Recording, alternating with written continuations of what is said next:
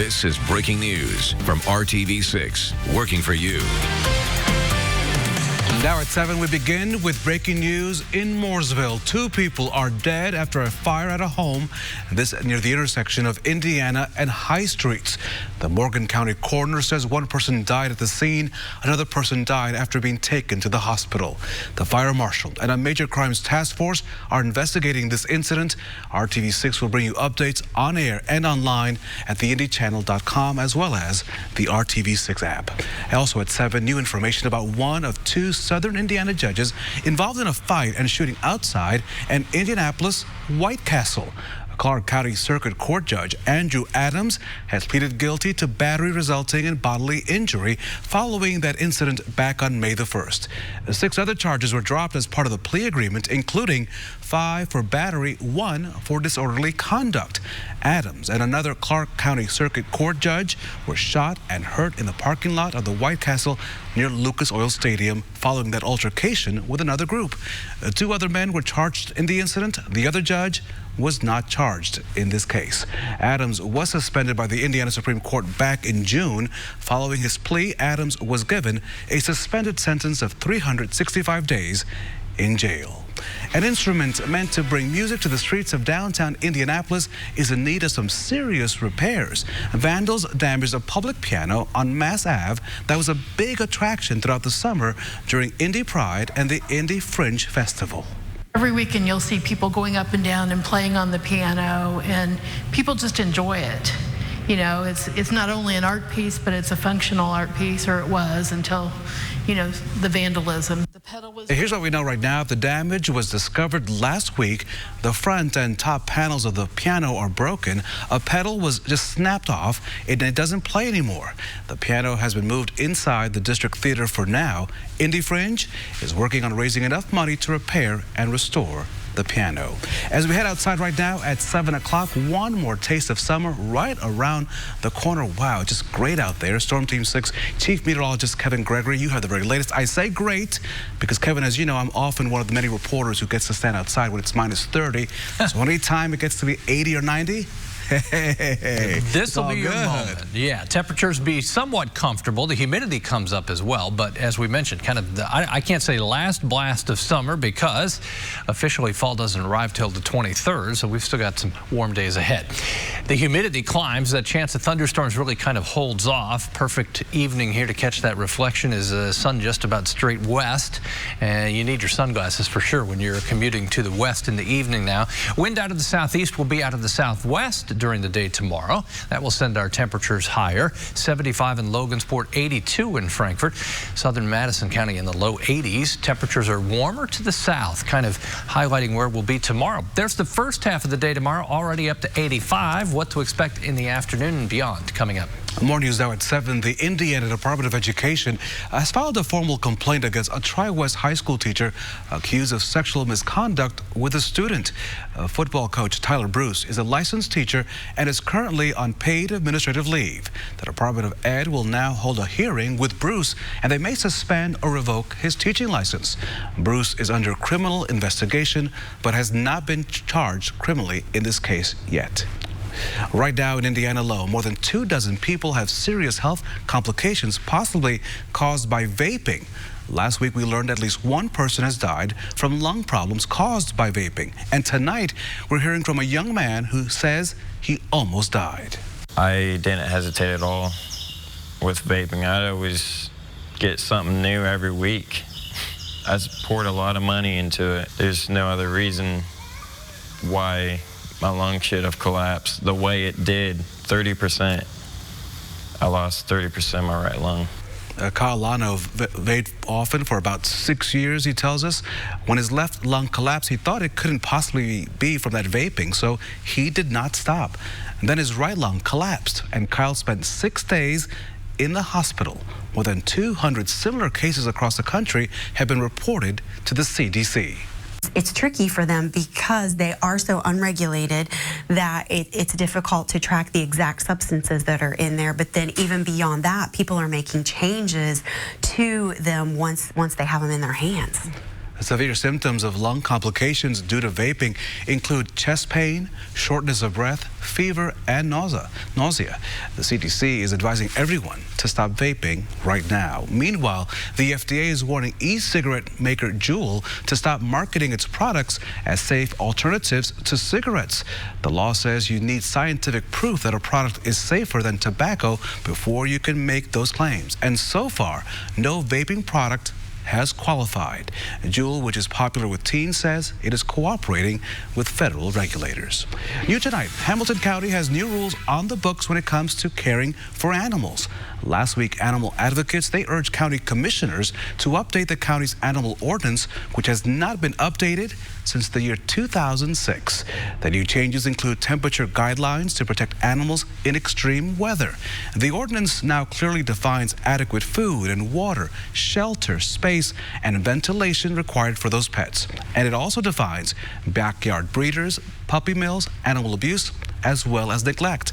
Before the change, it was difficult to enforce penalties because of the ambiguous language.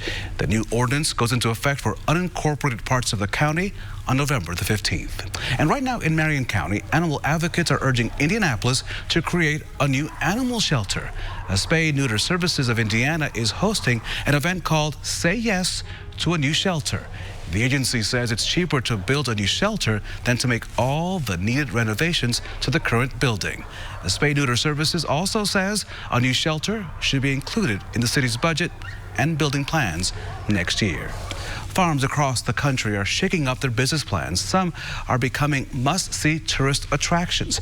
Annie Taylor shows you the clever way that many farmers are using their land to attract visitors and increase their profits. With more land than the eye can see, cows roam and ranchers work.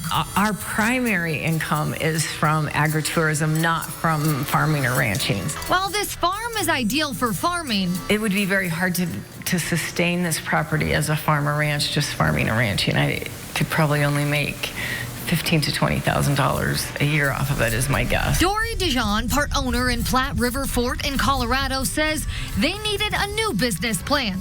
Agritourism. So instead of milking cows, they offer a rustic stay inside a yurt or tent and use the space as a place to get married. Between the event venue and the campsites, I'm guessing we're going to be in the $500,000 to $750,000 range of income from those two segments.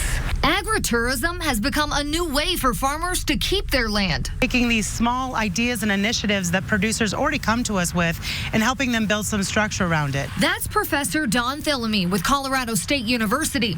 She teaches a course on agritourism management. So we see it being anywhere from having a pick your own orchard or field on your farm to hosting events like farm dinners or preserving classes to dude ranches where people want to get away for a whole week or two.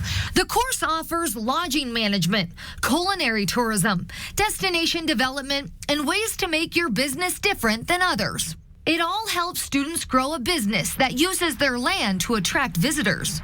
Some farmers are looking to expand, but in a more modest way. Well, over the years, we've learned that our customers want to have a place to enjoy, and they also want to have the experience of farming. Amy Kafka owns Garden Suite. We've added pick your own. We've added date nights, yoga. A simple event here and there to attract customers year-round. The combination of all the events and things that we do constantly bring in a new flow of clientele. Agritourism is expected to reach $10 billion by 2024, according to Verified Market Research, an online site for business analysis. But both Amy and Dory agree, no matter your business, grow what matters. Find your passion, not try to find something that's going to make money. I'm Annie Taylor reporting.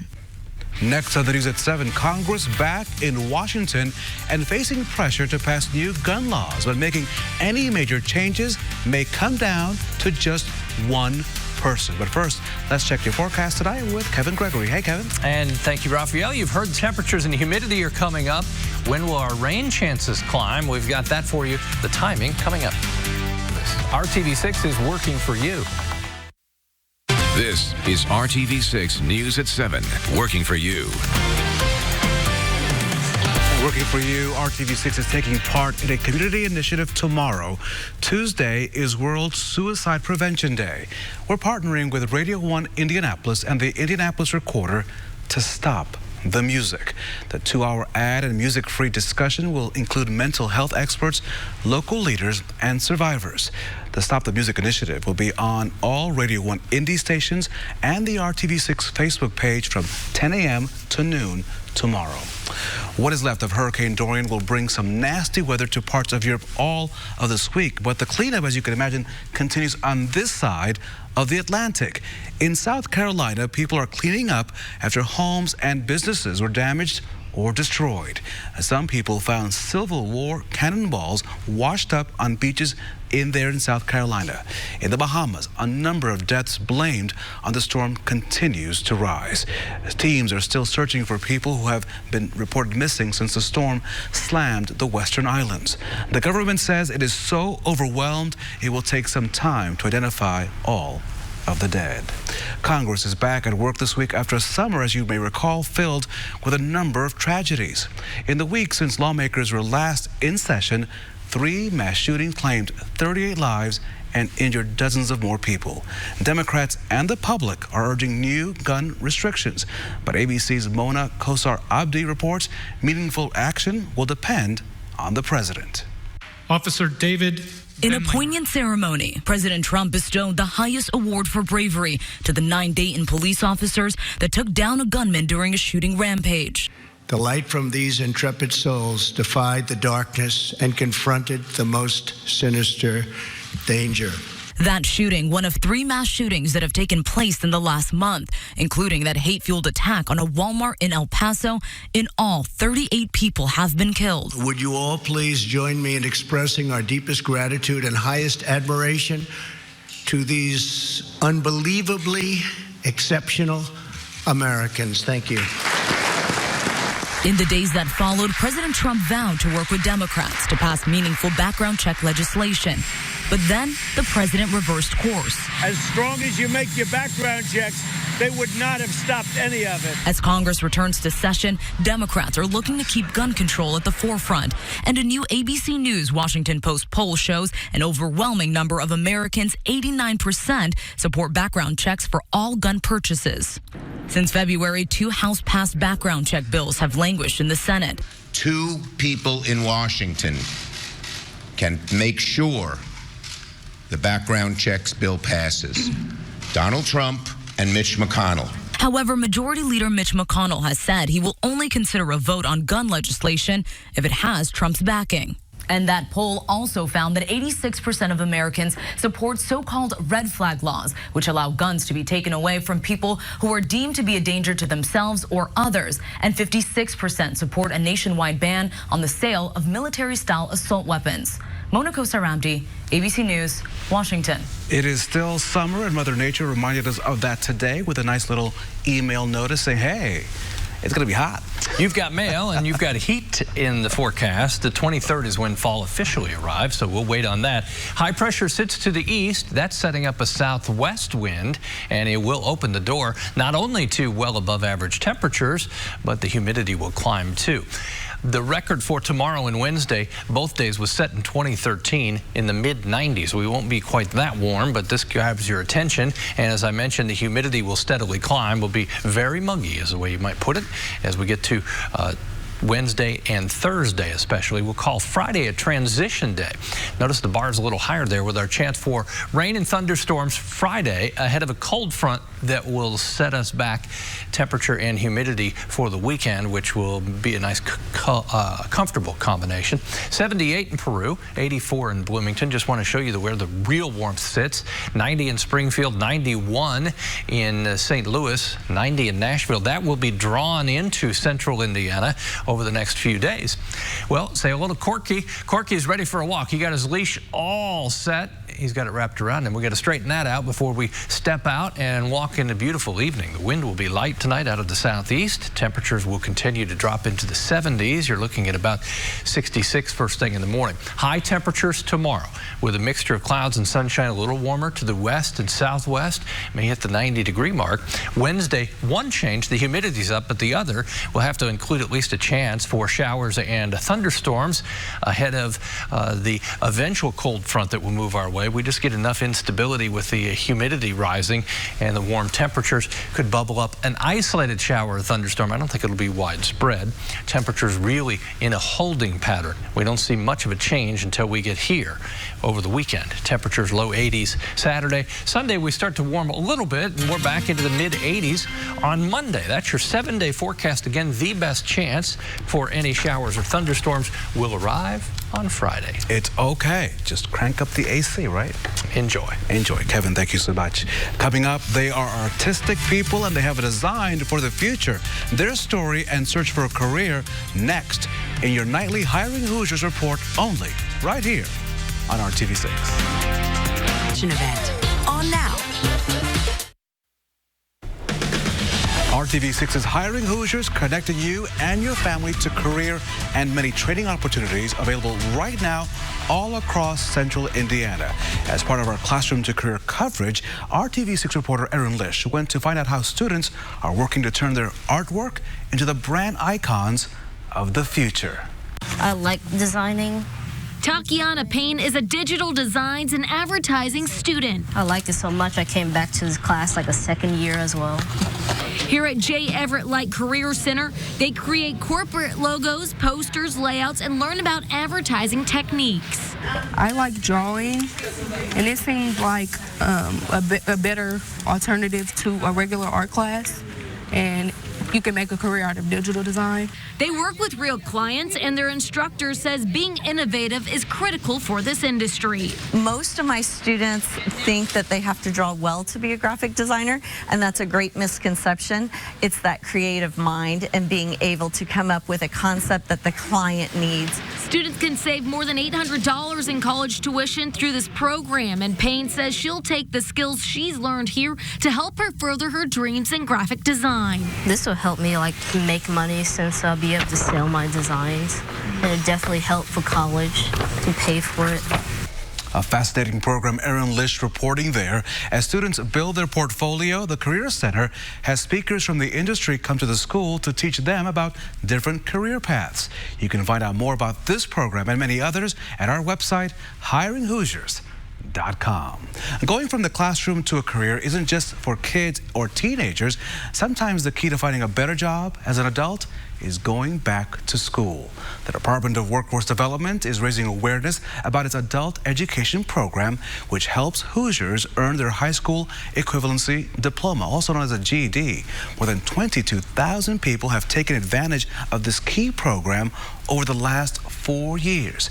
Indiana's adult education program can also help participants earn certifications for in-demand jobs. You can learn more at indianacareerready.com or find a link at our website, as always, hiringhoosiers.com. In Hiring Hoosiers, we also explore the barriers that some face when it comes to getting or keeping that job. And you know, the opioid crisis has a staggering $1.5 billion direct impact on Indiana's annual economy.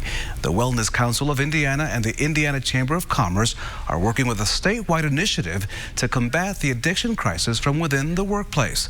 Through free sessions, employers can hear to connect their employees to local treatment providers. Companies also learn how to approach difficult conversations with employees who might be struggling with addiction.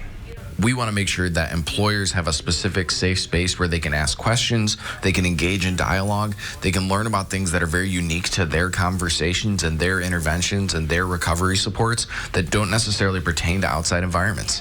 You know, if you're a family doing an intervention for an individual that you care about, you don't have to worry about the Americans with Disabilities Act, but our employers do. And that's something we need to make sure that's educated and a part of those conversations.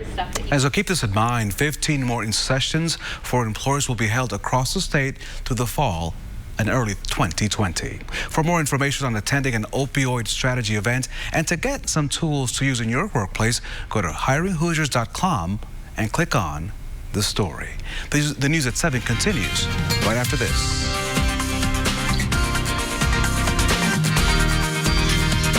Today at Speedway.com. Target unveiling some new details about how it will now unveil its loyalty program works. The biggest draw, the program is free. The chain will automatically enroll anyone who already has a red card or a Target account. You could also sign up at your favorite Target location. The program gets you between 1% and 5% back. To use the program, you can scan the app when you check out. And now you have to check out this good forecast. Summer like though, Kevin G. Easy to memorize too, because it repeats itself for the next several days. The chance for a shower thunderstorm arrives Wednesday and Thursday, but the best chance looks to be as we get to Friday. That'll be a transition day back to September-like temperatures. Thank you, Kevin. For the weekend. Thank you for making RTV6 your choice for news. Our next newscast tonight at 11. Have a good evening.